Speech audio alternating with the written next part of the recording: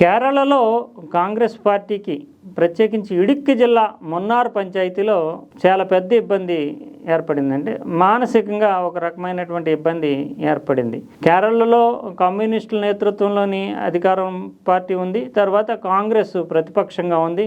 అంటే అక్కడ బలమైనటువంటి స్థాయిలో కాంగ్రెస్ పార్టీ ఉంది. కానీ ఇప్పుడు భారతీయ జనతా పార్టీ ఎదగడానికి రకరకాలైనటువంటి ప్రయత్నాలు ప్రారంభించింది, ఎదుగుతోంది. తర్వాత దానికి సంబంధించినటువంటి బేస్ని నిర్మించుకుంటుంది. ఇప్పుడు పంచాయతీ ఎన్నికలు కేరళలో జరుగుతున్నాయి. డిసెంబర్ 9, 11 తేదీల మధ్య జరుగుతాయి. అందువల్ల పంచాయతీలు అన్ని చోట్ల నుంచి కూడా గతంలో అభ్యర్థులు ఉండేవారు కాదు బీజేపీకి, ఇప్పుడు అభ్యర్థులను కూడా పెట్టి పోటీ చేస్తుంది. అయితే ఇక్కడ విశేషం ఏంటంటే ఇడుక్కి జిల్లా మున్నార్ పంచాయతీలో బీజేపీ పార్టీ తరఫున సోనియా గాంధీ పోటీ చేస్తున్నారు.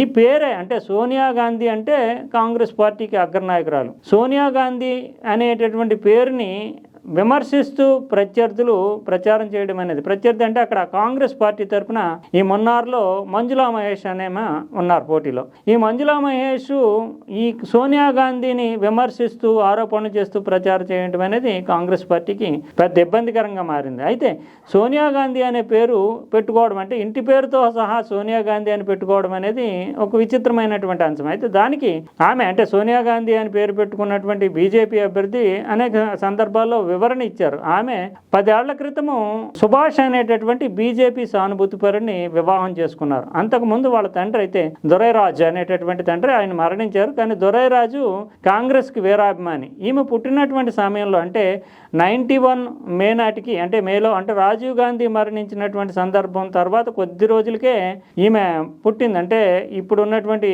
సోనియా గాంధీ, బీజేపీ తరఫున పోటీ చేస్తున్నటువంటి సోనియా గాంధీ 1991 మే తర్వాత జూన్ మే మధ్యలో పుట్టిందనమాట. ఆ సందర్భంగా అంతకుముందు ఈమె కడుపులో పడినప్పుడే దొరైరాజు ఇందిరాగాంధీ పేరు పెట్టాలి, అంత శక్తివంతమైనటువంటి వ్యక్తిత్వంతో ఉండాలి అంటూ కూతురు పేరు ఇందిరాగాంధీ అని నిర్ణయించుకున్నాడు. కానీ రాజీవ్ గాంధీ చనిపోయిన తర్వాత పుట్టినప్పుడు ఈయన అప్పట్లో సోనియా గాంధీకి రాజకీయాలకి ఏం సంబంధం లేదు, కాంగ్రెస్ పార్టీ సభ్యురాలు కూడా కాదు. కాంగ్రెస్ నాయకులంతా వెళ్ళి సోనియా గాంధీని నేతృత్వం వహించాలి కాంగ్రెస్ పార్టీకి అని కోరిన సందర్భంలో కానీ, లేదంటే కాంగ్రెస్ పార్టీ తరఫున ప్రధానమంత్రిగా మీరు నిలవాలని కోరిన సందర్భంలో కానీ పార్టీ రాజకీయాలకు తాను దూరం అంటూ స్పష్టంగా చెప్పేశారు. అదే సందర్భంలో నిజానికి అప్పటికే ఇందిరాగాంధీని ఉగ్రవాదుల తోటాలకు బలైపోవడము, తర్వాత రాజీవ్ గాంధీ కూడా తన భర్త అయినటువంటి రాజీవ్ గాంధీ కూడా బలైపోవడంతో పిల్లలకి ఈ దేశంలో ఇంకా రక్షణ ఏముంటుంది అంటూ ఇటలీ వెళ్ళిపోతారు అని చాలా మంది భావించారు. ఎందుకంటే ఆమెకి ఇంకా అప్పటికి ఇటలీ తోటి సంబంధాలు, తన తల్లిదండ్రులు కూడా ఇటలీలో ఉండడం, ఇవన్నిటితోటి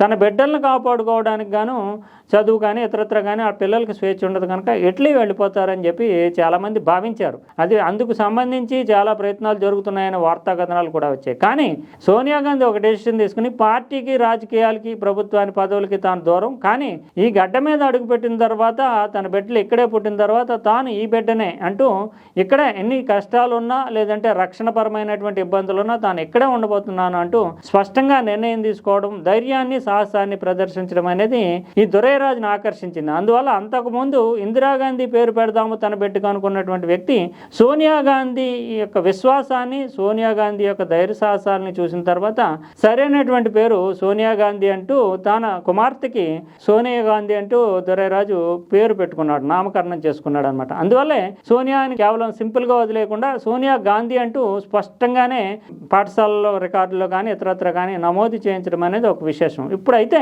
ఈమె బీజేపీ అభ్యర్థి అయినటువంటి, బీజేపీ సానుభూతిపరుడైనటువంటి సుభాష్ని 10 ఏళ్ల క్రితం వివాహం చేసుకున్నారు.